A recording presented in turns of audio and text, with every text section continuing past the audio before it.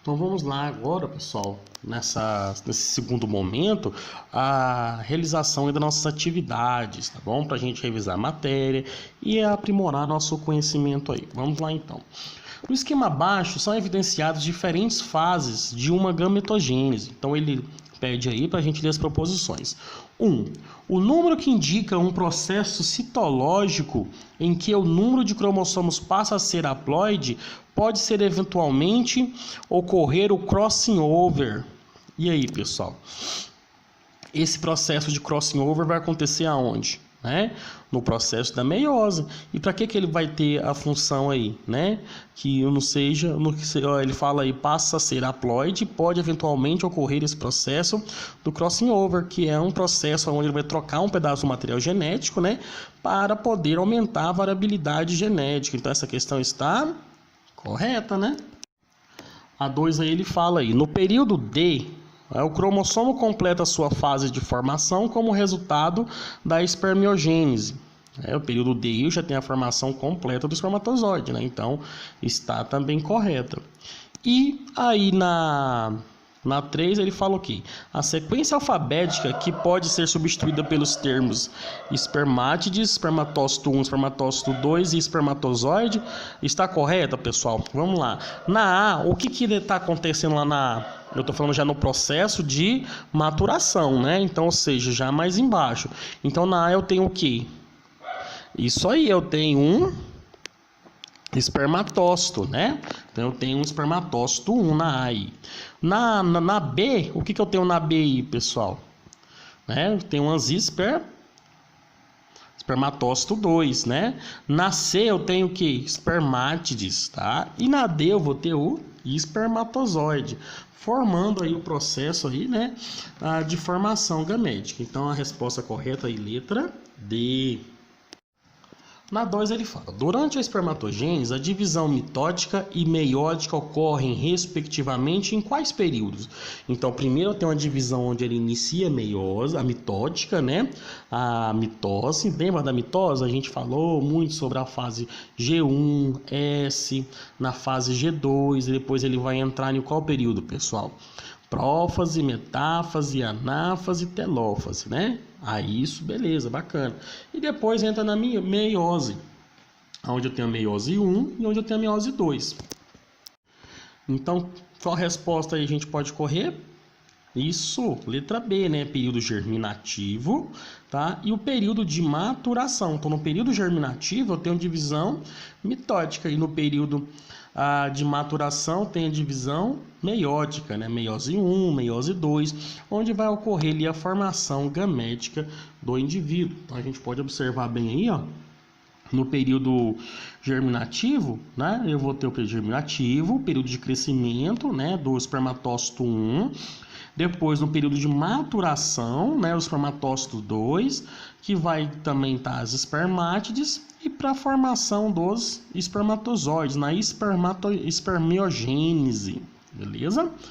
Bacana. Então, resposta correta, letra D. Na 3 aqui, o FPB. A permutação gênica ou crossing over que ocorre durante a divisão celular possibilita a espécie... eu respondi essa aqui agora ali, não respondi? Então, qual que é a resposta aí, pessoal? Resposta correta dela é letra D, né? Maior variabilidade de gametas devido aos arranjos aí, né, dos genes, ou seja, a variabilidade genética, né, aumenta um pouquinho a variabilidade genética em função daquela troca daquele pedacinho lá, né, do crossing over. Então, ou seja, ela vai formar ali aquelas partezinhas aonde ela trocou esse material genético, variou esses genes. Apesar dos nossos 30 mil genes humanos, pessoal, se não houvesse essa variação, seria até possível a gente encontrar pessoas com genes muito parecidos com os nossos, né? Então, essa variabilidade aumenta a seleção natural, aumenta aí, né, a quantitativo de pessoas com imunidades diferenciadas. Então isso altera um pouquinho aí a variabilidade, né, causando aí talvez o processo evolutivo, o processo de seleção natural desses indivíduos, beleza? Então, resposta correta, letra D. A 4 fala aqui, o esquema a seguir representa a gênese, né, da espécie humana e responda. A. Quais os nomes dos períodos da gametogênese em 1, 2 e 3? E na B ele fala, mencione o nome e a haploidia das células A, B, C, D e E. Haploidia, o número de gametas, né? Então vamos lá tentar fazer essa daí, pessoal. Então eu tenho aí, né, as células germinativas.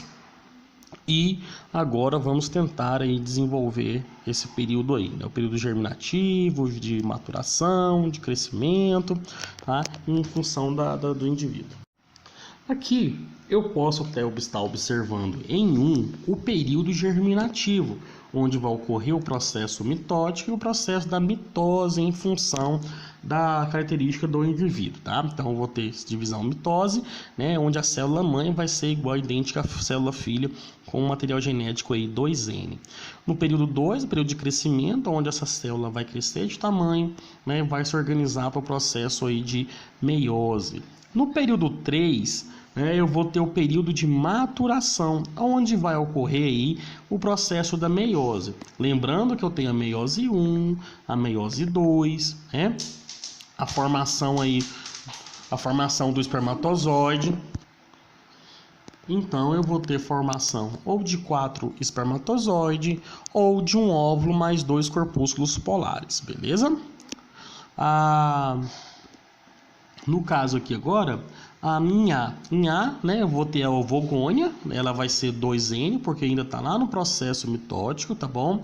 Aí o período de crescimento, eu vou ter esse ovócito aí 1 também, 2N, tá? Que vai entrar no processo da mitose, no período de maturação. Se entra na mitose, pessoal, eu vou ter o quê? O ovócito 2N, ou seja, ele vai ser haploide, tá? E que é só que aqui ele é haploide, mas ele possui aí, né, as cromátides irmãs. Por isso que ele divide primeiro em 2 e depois vai dividir em 4, tá bom? E eu tenho aqui o óvulo, então eu vou ter o corpúsculo polar também, que é N, e eu vou ter o quê? Eu vou ter o óvulo em si, que também é N, ou seja, ele vai ser haploide. Em alguns casos, pessoal, em anomalias, a gente chama de aberrações cromossômicas, por exemplo, tipo a trissomia, tipo a monossomia, síndrome de Turner, né, 45 cromossomos, síndrome de Klinefelter, 47, síndrome de Patau, 47, síndrome de Down, 47 cromossomos. Isso aí pode ocorrer tanto na meiose, na anáfase 1 da meiose, lembra da anáfase? Onde os centríolos vão puxar as cromátides, cada uma para um lado, para dividir a célula no meio, né? Muitas vezes isso aí não ocorre, às vezes ele vai puxar e não puxa, ocorre a disjunção, puxa um cromossomo a mais do lado errado da célula, e esse óvulo acaba indo o quê? Com 2N mais N, por exemplo, em alguns indivíduos, em alguns animais, ou indo com um cromossomo a mais. E aí que vai ocorrer o quê? Aberrações cromossômicas. Aí depois nós vamos falar um pouquinho o que são essas aberrações e a diferenciação uma da outra, beleza? Na 5 ele fala aqui, um cientista ao analisar os gametas de certas espécimes de rãs verificou que os espermatozoides não apresentavam nucleolo, enquanto o ovócito continha nucleolos bem desenvolvidos, né?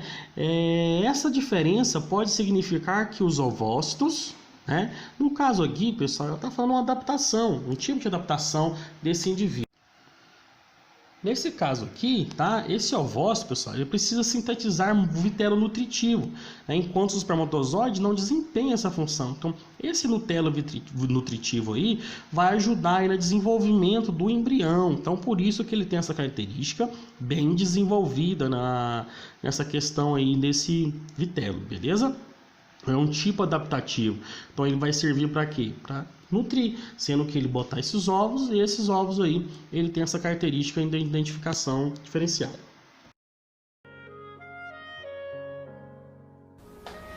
O tratamento da fertilização in vitro se inicia com a estimulação ovariana, através do uso de medicações. A primeira coisa que fazemos é uma ultrassonografia, onde podemos avaliar a quantidade de folículos que essa paciente possui. Após a realização das medicações, que dura em média 10 dias, vamos fazer uma série de ultrassonografias e acompanhar o crescimento desses folículos. Cada folículo pode ter dentro dele um óvulo, e, consequentemente, folículos maiores podem estimar a quantidade de óvulos maduros que a paciente pode produzir.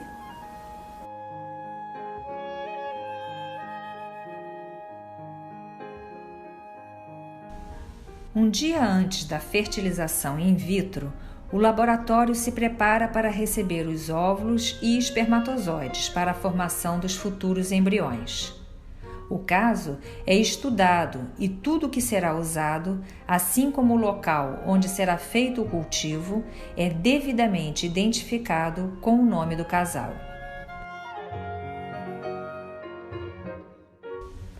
As placas de cultivo também são preparadas com antecedência para que o meio fique estabilizado nas condições de temperatura e pH. O meio de cultivo é coberto com óleo puríssimo para evitar a evaporação e alteração da osmolaridade.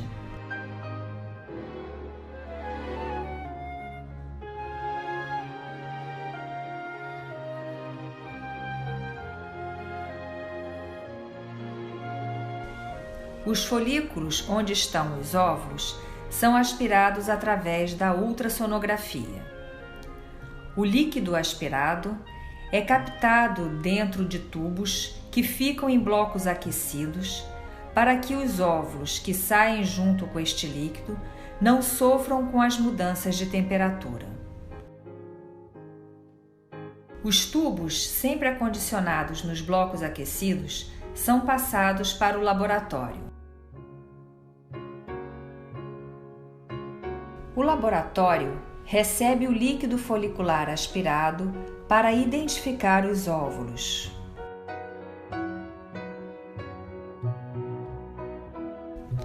A identificação é feita em uma cabine onde o ar é filtrado e flui sem turbulências, evitando a contaminação do material manipulado.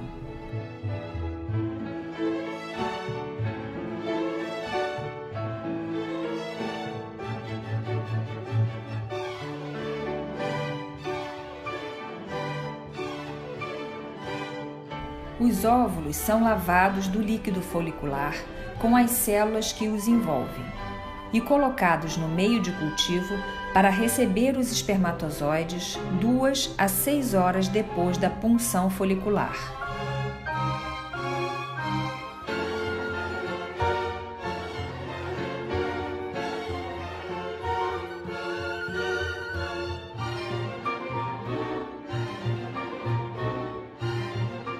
O espermatozoide é colocado em contato com o óvulo de duas formas. Na primeira, para que entre espontaneamente no óvulo. Para isso, muitos espermatozoides são colocados ao mesmo tempo na placa onde estão os óvulos, para que disputem entre si pela fertilização.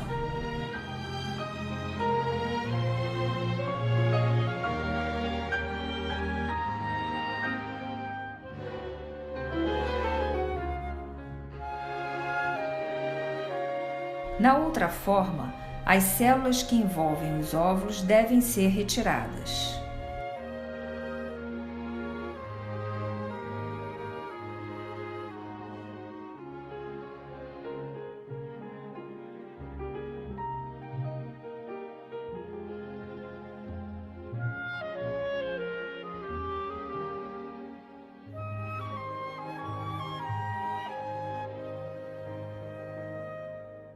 Desta forma, um único espermatozoide é injetado no óvulo.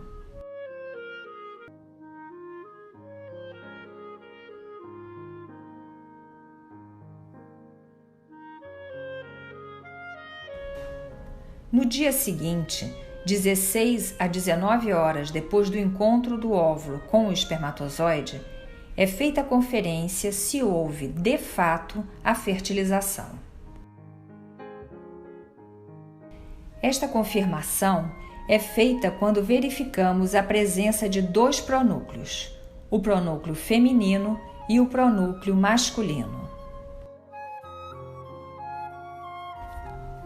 Mais tarde, estes pronúcleos vão se fundir e dar início ao embrião, que com aproximadamente 26 horas começa a se dividir.